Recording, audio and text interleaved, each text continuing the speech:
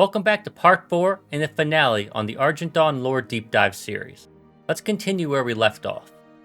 The Cataclysm, a world-shattering event triggered by the dragon Deathwing, reshaped Azeroth's landscape and intensified existing conflicts, including the ongoing struggle against the Scourge and other threats. By this time, the Argent Dawn had already undergone a significant transformation following the battle for Light's Hope Chapel, where High Lord Tyrion Fordring merged the Dawn with the Knights of the Silver Hand to form the Argent Crusade.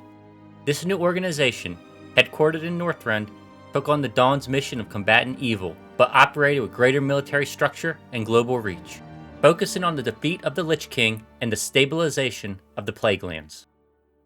Following the Cataclysm, the Argent Crusade absorbed most, if not all, of the Argent Dawn's remaining members. The Dawn's outposts, such as Lighthope's Chapel and Chowan Camp, were repurposed as Crusade strongholds, and its personnel, including paladins, priests, and warriors, adopted the Crusade's banner.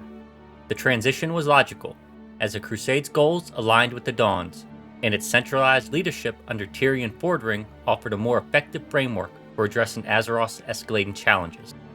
The Dawn's policy of neutrality and inclusivity carried over into the Crusade, which continued to recruit from all races and factions, including the Alliance, Horde, and even reformed undead.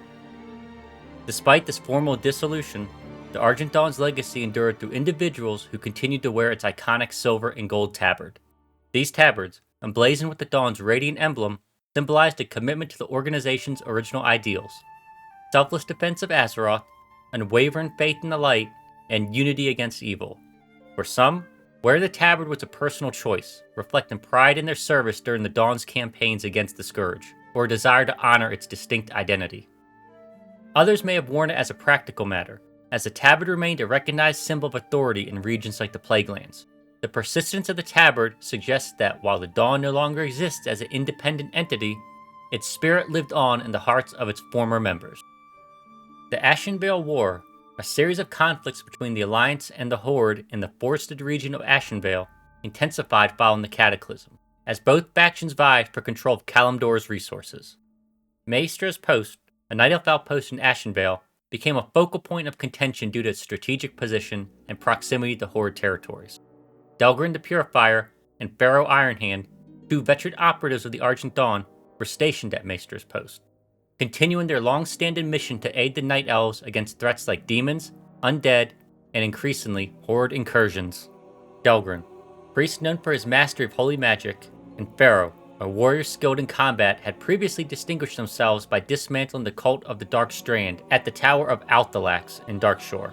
Their presence in Ashenvale reflected the Dawn's commitment to protecting Azeroth's regions beyond the Plaguelands, particularly areas vulnerable to corruption or conflict. As tensions escalated into open warfare, Maestra's Post came under attack by Horde forces, likely comprising of orcs, trolls, and Tauren seeking to expand their influence in Kalimdor. The specifics of the assault are not detailed, but it was fierce enough to overwhelm the outpost's defenses. During the defense of Maestra's Post, Delgrin and Pharaoh fought valiantly, but were ultimately killed in action. Their deaths were a significant loss, as both were experienced operatives whose service dated back to the Dawn's early campaigns.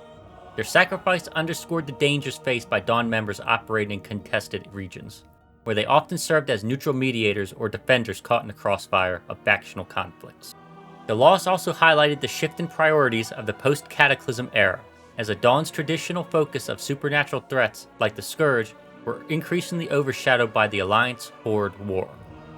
Following their deaths, Night Elf forces or surviving allies recovered Delgrin and Pharaoh's equipment, which likely included their weapons, armor, and possibly their Argent Dawn tabard.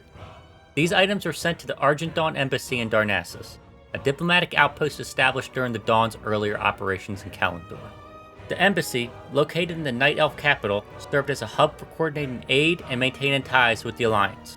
The return of Delgrin and Pharaoh's equipment was a solemn act, honoring their service and ensuring their legacy was preserved. The items may have been enshrined as relics or redistributed to other Dawn or Crusade members, symbolizing the continuity of their mission despite their loss. The deaths of Delgrin and Pharaoh also reflected the broader toll of the Ashenvale War on neutral factions like the Argent Dawn. While the Dawn's neutrality allowed them to work with both the Alliance and Horde in the past, the escalating factional conflict forced them into precarious position, as seen in Ashenvale. Their loss likely prompted the Argent Crusade, as a Dawn's successor, to reassess their involvement in contested zones, focusing instead on regions like the Plaguelands or Northrend, where their efforts against the Scourge and other threats were less likely to be entangled in factional strife.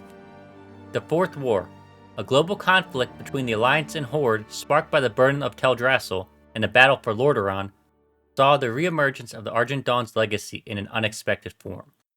Within the Pathfinder's Den in Orgrimmar, a hub for Horde operatives and adventurers, Forsaken mages wearing the old Argent Dawn tabard were observed conjuring a portal to Dalaran, the neutral mage city that served as a key strategic point during the war. This presence raises intriguing questions about the role of these mages, their allegiance, and the significance of their tabards in a time of heightened factional tension. The Forsaken, undead members of the Horde, loyal to Sylvanas Windrunner, were an unlikely group to bear the Argent Dawn's tabard, given their complex relationship with the Light and the Dawn's historical opposition to the Scourge. However, the Dawn's inclusive recruitment policy had always allowed for undead members who rejected the Lich King's control and embraced the Light's ideals, such as those who served as agents or redeemed themselves through service. These Forsaken mages likely represented a remnant of such individuals, who had joined the Dawn before its merger with the Argent Crusade and chose to retain the tabard as a mark of their unique identity. Their presence in Orgrimmar suggested several possibilities. First, they may have been acting as neutral operatives within the Horde, leveraging their Dawn affiliation to maintain a degree of independence from Sylvanas' increasingly authoritarian regime. The Pathfinder's Den, a covert hub, was an ideal location for such operatives, who could facilitate travel to Dalaran, a city that remained neutral despite the war's polarization. The portal to Dalaran would have been critical for Horde agents seeking to coordinate with neutral factions, gather intelligence, or access resources without drawing Alliance attention. Second, these mages may have been former Argent Dawn members, who after the Crusade's formation, aligned with the Horde due to their Forsaken heritage, but retained the Dawn's tabard to honor their past service.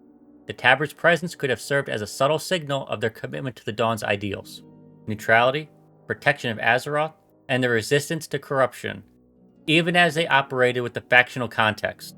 This duality reflects the complex identities of the Forsaken, who often navigate tensions between their undead nature and their aspirations for redemption or purpose. Alternatively, the mage's use of the Dawn's tabard could have been a strategic choice, leveraging the symbol's historical prestige to gain trust or access within Orgrimmar. The Dawn's reputation as a unifying force against the Scourge may have lent credibility to their activities, particularly in a city wary of external influences during the Fourth War. However, their alignment with the Horde raises questions about their relationship with the Argent Crusade, which remained neutral and critical of both factions' actions during the war.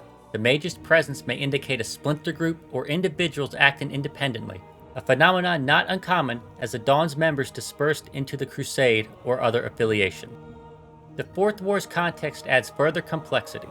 Sylvanas' use of the Blight and her morally ambiguous tactics alienated many within the Horde, including some Forsaken who valued honor or redemption.